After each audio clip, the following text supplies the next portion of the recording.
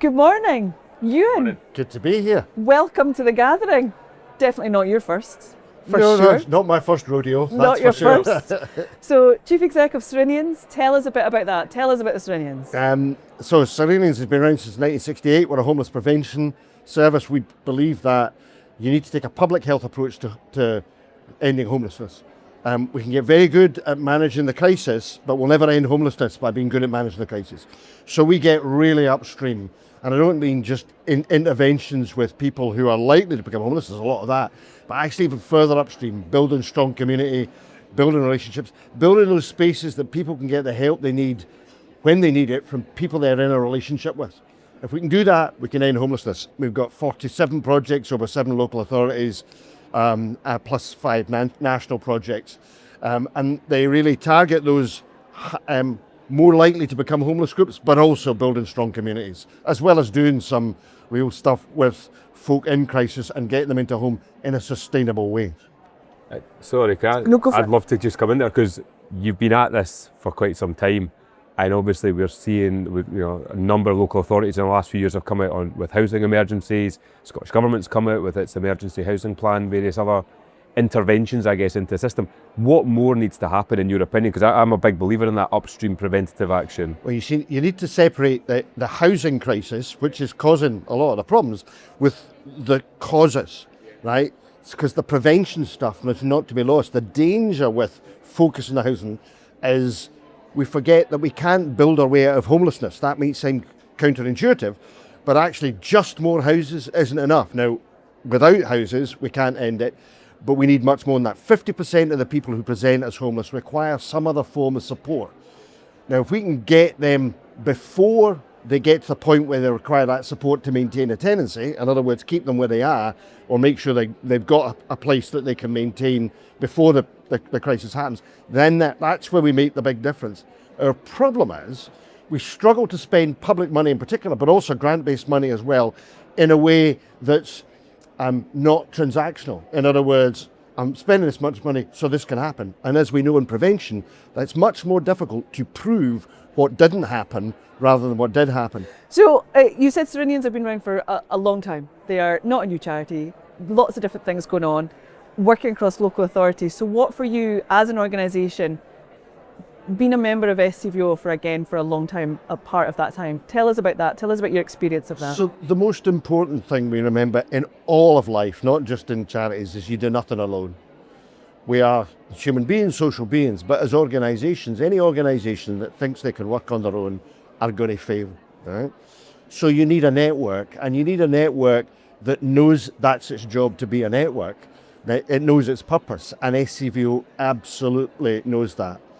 It also means that you can get a voice in a way that you can't do on your own often, or by collectively having a voice, and SCVO is so good at this, that voice is stronger. So when Anna, whoever it is, goes in and speaks on behalf of the sector, that's much more effective than me or somebody else going, I'm speaking here on Cyrenians, and by the way, other people agree with me. You've got the evidence that people agree. You do the work on that. And then particularly for smaller organisations, the HR stuff you do, the legal stuff you do, stuff like that. I've chaired small organisations for a long time. That's huge. And organisations to me might not need that, but us being members means that can happen, and that means that we're helping to support the ecosystem that's required to make the sector work. We need small organisations to exist. And if us being part of SCVO helps them because of that means that they can get the resources they require, then that's a good thing too. Can I just come in on you've talked about collaboration there, ultimately, and I guess there's that saying, if you want to go fast, go alone, if you want to go far, go together. In your experience, what are some of the key ingredients that are required for great collaboration, and what more do you think we need to do? Because I think the challenges you're talking about are going to require all of us to work together far more effectively than we have done. So the most important thing is to start collaborating before you need to apply for money. Right? That's a great point. Just get to know each other. Yeah. Just work on things together, talk, do things together, and then the good things will emerge out of that. Yeah. I've found the best collaborations we've had when we've ended up doing the things we didn't know we were going to do when we started talking. Yeah. And the other is to be open and not to be competitive. So we have a rule in Cyrenians that we won't go for other people's work when it's a tender. Yeah. If it's a new thing, or there's been a real reconfiguration, so it is it's quite different, then we might. But generally speaking, I won't compete. And oddly enough, I have not struggled to find the work that I needed. Yeah. Right? But if you spend your time in the world of competition, you struggle to collaborate, or you end up only collaborating so you can get money. Yeah. See, the most important thing is working with organisations that share your values, and you only find that out by being together long before you need to apply for the money. Yeah, no, I think that's great, because I think some of the things that have come through our conversations this week have been people, there's a desire to work together, but often the system is pitting people against each other because they are going for the same pots of money, which are shrinking, year on year. But I think that values-based approach to collaboration, getting ahead of it, great advice. Yeah. No, it's all about relationships. You'll know SCVO has got its fair funding. We've been working really hard to try and get much more accessible, flexible, sustainable funding for the sector. What does that kind of look like, sound like, feel like for you? So what's your thoughts on that? So every so often I see wee signs of change, but it is a challenge. During COVID, I had some very weird conversations, both with grant funders and with government, where they would ring me up and say, if we gave you 50 grand, what would you use it for? And we would tell them X and Y, and they would go, that's great, it'll be in your account by the end of the week. And it was. And I was both corporates and the government. And what they said to us was, what we want you to tell us is what you've learned from how you spend that money. And my goodness, we did some great work and had some great learning. Quite why we didn't continue that, I don't know, but that's the kind of model that works. There needs to be due diligence. They rang us, they rang other organisations like us because they had relationships with us. So the relationship was there first. They trusted us, and they knew the kind of work we did would have an impact on what was needed.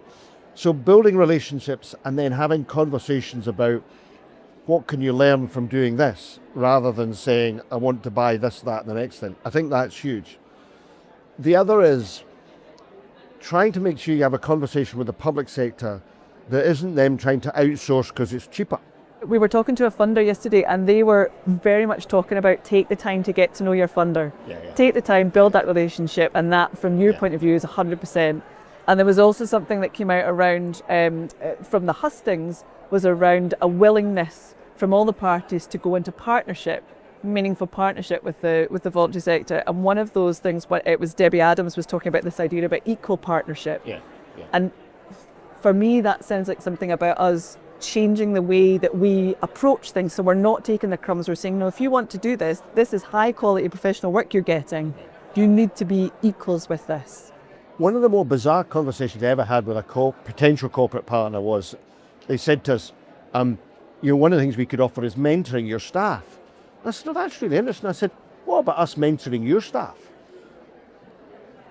Kind of blow their minds. Just like, what could you teach us? Saying, we're an organisation of 180 staff. We've got 22 sites, etc. Really complex financial things. We're not experts, but we can help you, and it would develop my staff. Very interesting conversation. The other thing, again, with the corporates, we always say we want long-term partnerships built on parity of esteem. So, for example, we've had a partnership of 5 years with Facenda. I'm allowed to now. Other restaurants are available, but I'm going to talk about Facenda, right? And we won awards for it, right? Where we talked about this is a sharing of values, and it's a collaboration. So their staff are getting developed as well as ours, and they were able to express to their customers what mattered to them. Now they're a B Corp, so they're going to be in that space.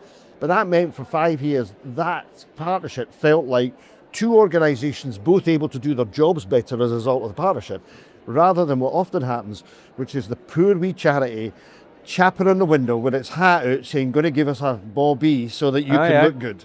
None of that is good for anybody. Yep.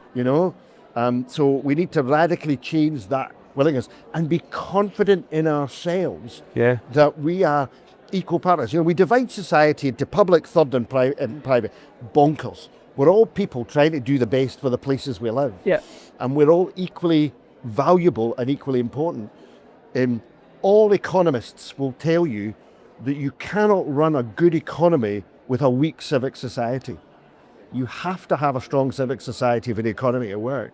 Therefore, we are equal partners. We're equal contributors to the way society runs. And I think to that point, there's more scrutiny in times of austerity and when things are being cut than there is in times of economic growth. But you need that strong civic partnership for that prosperity and economic growth, because otherwise it's just a deficit model. No, people need to feel safe and that they belong in the communities they live in. They need to know that they can get help when they're struggling in life, because if they get that help, they can keep working. And businesses need to know that their customers have confidence in their brand, and they will have more confidence if it's a brand that pays attention to their community and their environmental impact and how they treat their workforce and all those kinds of things. SCVO has done a lot of work. Our voluntary work staff survey has given us lots of different stats and understanding the sector a bit more. But one of the key problems is recruitment and retention. And you've mentioned that already, about just touching on that, how we're perceived as a sector, that we're not necessarily seen as, my words would be, sometimes we're not seen as professionals, we're not seen as experts, we're not seen as even qualified. I think some people would say that. And I was chatting to a colleague from Good Moves about this yesterday, and she was very much saying about we're trying to get out there, we're trying to showcase the sector, all of the different entry level points. So what about that for you over your years working in the voluntary sector? Would you kind of say are key issues or key things we need to change maybe? To be honest, the main reason that we lose folk is instability of funding and career progression. I literally on my board last night, and we were looking at our people report, and that's the top reasons. I think the other issue is there is quite a big cultural divide, and people from the business sector in particular, it's quite a big leap culturally, but it can be done. You just need to be deliberate about it and help people understand how that works. And actually also part of that is valuing what the business sector brings as well. So, I've got a head of commercial who worked for Tesco Bank for years. Now, she understands the sector, and my goodness, she brings some stuff that those of us being in the sector all our life don't bring as well. And so part of it is not about we've got to convert people to third sector, but also say, what can we learn from other sectors that help us be stronger as well? And the other thing is being in places people are expected. I sit on the council of the Chamber of Commerce in Edinburgh, and I've done for 10 years now. And being in that place, just being there and bringing what we bring. The Chamber now sees the third sector members as equal partners, because they've experienced, not just me, but others, experienced the things that we bring, the insights we bring to how the city runs and how it works. And I think being in those unexpected places also helps people understand things differently. Thank you. I guess from an economic perspective, you're a key driver of jobs and wealth creation in the city, and I think sometimes we forget that. But I liked your point about almost greater osmosis between the sectors, because I think they're so often segregated, and I love that fact that it blows people's minds that we could take something into the private sector or into public sector and help. But I think it's about learning from each other. And so to that point around culture, where do you think we need to strengthen our cultures in the third sector? Where can we learn from others? But where are the things that are really strong, particularly in your own organisation, that you would encourage other people to think about picking up? So being values-based is the thing that we're most able to do explicitly. And I would argue that the most important thing that I do as the chief executive is live the values. So they're not, as people say, laminated and left on the wall. Aye. They're absolutely lived. And that is a real strength, because the public sector and the business sector want to understand how to do that. Now, it's different in those situations. They have to make different types of decisions. But I absolutely believe that they can learn how to do that in a values way. I fundamentally believe if you live your values, you will make good decisions, and therefore the organisation that you lead, whatever sector it's in, will be better for it. And you're a well-experienced chief executive in the sector. Is he calling me old? I absolutely not. Experience. Well experienced. And I guess one of the questions I've got, having been a CEO of an organisation before, is really to understand any advice you would give other chief executives around that relationship between the chief executive and the board, and in particular chairing the chief executive, because I think it's such an important relationship. And often when we see things not going well in organisations, it's often because, back to your point, relationships are broken down. So any advice you'd give people on that? Really work at that relationship. It's not transactional. It's not, you've got this person coming along 4 or 6 times a year to chair something and you just have to get it through. That relationship needs a lot of effort. I've experienced both extremes. Right. Of really positive and a broken relationship, and when I learned from that one, it was a question not understanding the expectations and not spending enough time to understand the expectations and learn how to work on that together. They have a particular job. I mean, it's an extraordinary model we have whereby we ask a group of volunteers to be legally responsible for these massive organisations that for which if we get it wrong they could go to jail. Why didn't you come and volunteer? Mercy me. So it's incumbent on us to take care of them, but also allow them the space to do the job they need to do, which is hold us to account, and that's a good thing. And that just means taking lots of time. Understanding that your chair can be incredibly supportive, but shouldn't be your best pal. No, great advice. And I guess you are stepping away from your leadership role with Cyrenians. That was the right phrase. Yes, stepping away, and I'm excited to see what else you do after this. But I guess as you think about that and reflect on your leadership in the sector, like what is your wish for the sector in the future? And what are some of the great things about working in this sector?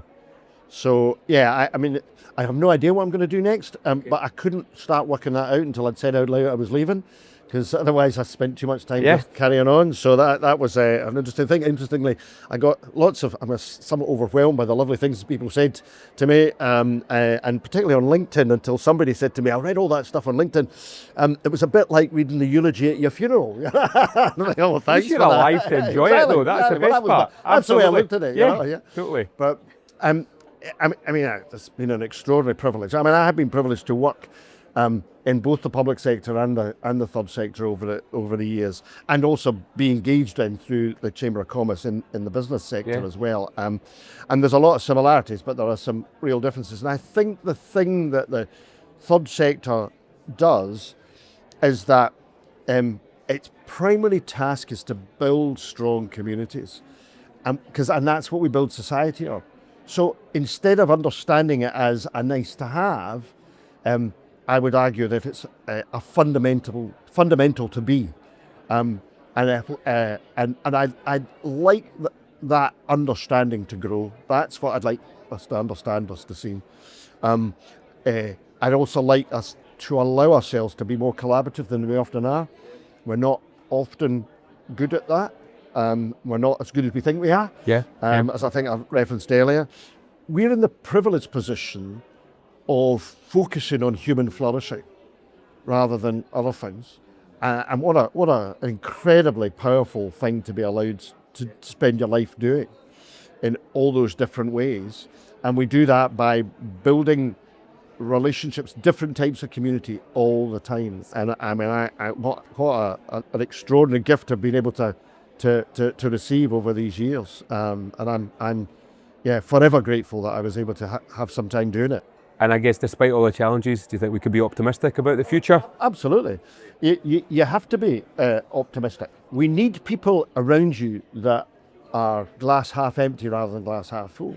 Right? I think my job is to be the glass. Finance people, I think. I could not in a lot of possibly organisations. Although I did hear, if you work with engineers, they'll tell you it's just the glass is the wrong size, but that's another story altogether. But I think my job is not to say, oh, it'll be okay, but to understand that extraordinary things happen if in the tough times you stay calm, and in the good times you make the very best of the opportunity that is given to you. That whole make hay with the sunshine thing. Great advice. Well, listen, we wish you all the very best with whatever comes next, as it's been a real privilege to talk to you today, and we really hope you stay connected into the sector, because I'm sure you will with all the relationships you have. So. Brilliant. Well, no, thanks very much. Thank you very much.